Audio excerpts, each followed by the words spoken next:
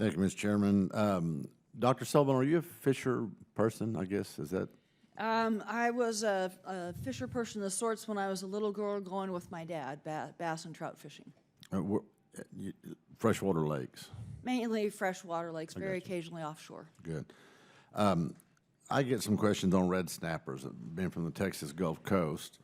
There's been some complaints about the data that's being collected, and your own testimony on page 3 says that the actual red snapper population has improved 30%.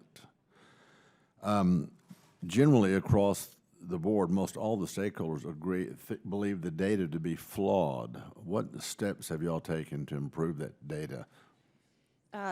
Mr. Weber, I don't have specifics about recent data improvement actions pertaining to Gulf snapper fishery right at my fingertips, but I'd be happy to get back to you on that. Okay, that would be good. And then I was curious about one of the exchanges, I think, between you and Ms. Bonamici, that there was salmon fisheries going to be closed off the west coast because the temperature had raised. Is that right? Are you aware of that? I'm not aware of the detailed parameters Okay, involved. all right, fair enough.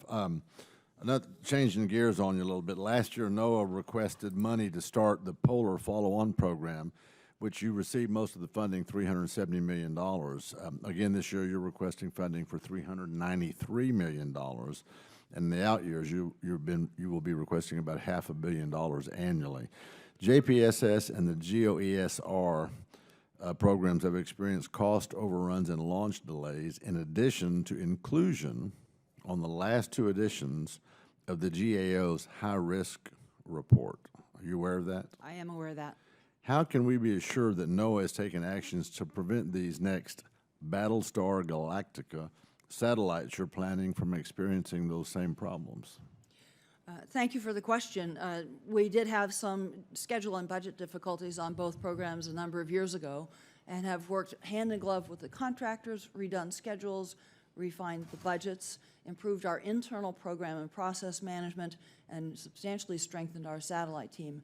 Both the GOESR and the JPSS programs have now been running on time, on budget, and holding their margins for 36 months each. The programs are sound, they are stable, and we have now the management capacity and program plans in place to be sure, for me to be confident, that we will execute well on PFO.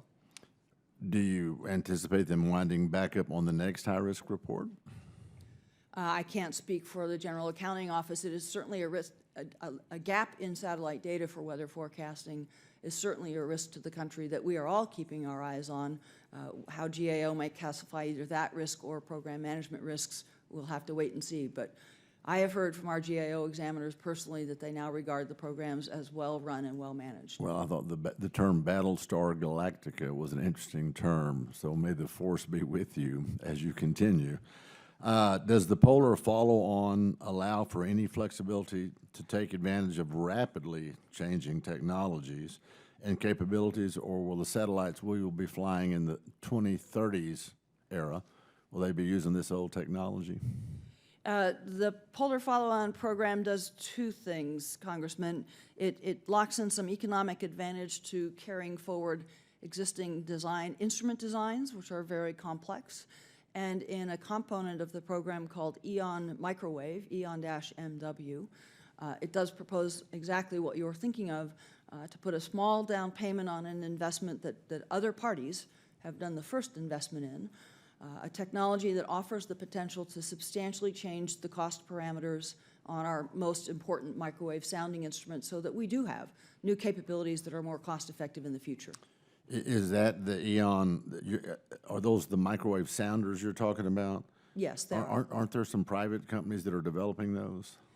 I know of no private company that's developing the kind of radiometer that makes these precise vertical measurements to the depth of the atmosphere that these specific instruments do. But you do know of companies that develop the microwave sounders? Not sounders, microwave receivers that do things like the GPS radio occultation. Okay, and have you checked with them to see if there's a plan and process for them to begin developing? Are you working with them hand in hand? We are. We scout that sector actively. We stay engaged with the space community widely. The pilot programs that I've been discussing with the chairman give both us and the companies the opportunity to really explore and for us to co-invest in helping them actually demonstrate that they have the capabilities they've said to us they aim to provide.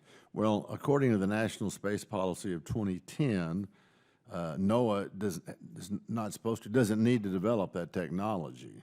So the more you could do it from a private standpoint, I think it's kind of like what Congressman Nagelbauer was talking about, the more tax dollars we save. Would you agree with that? If a technology exists and has been proven, I would certainly agree with that, but that is not currently the case in the microwave sounding arena. Okay, Mr. Chairman, I yield back.